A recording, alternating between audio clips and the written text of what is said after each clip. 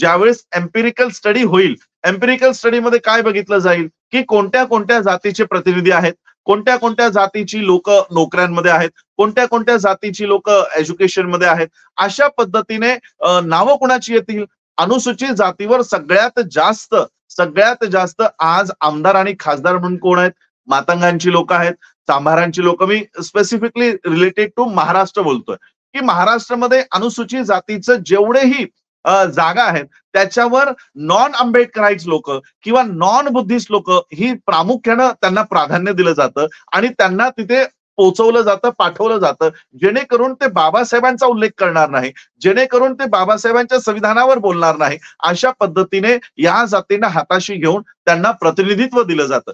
तर अशी जी लोक ज्यांना हे वाटत असेल की अरे खूप चांगलं झालं, आम्ही तर याचीच मागणी करत होतो, तर अशी लोक यांना मी सांगू इच्छितो की सगळ्यात आधी घाला तुमच्याच जातीवर होणार आहे. कारण तुमच्या जातीचा आज त्या अनुसूचित जातीच्या सीटवर मातंगांचा, चांभारांचा प्रतिनिधी आहे.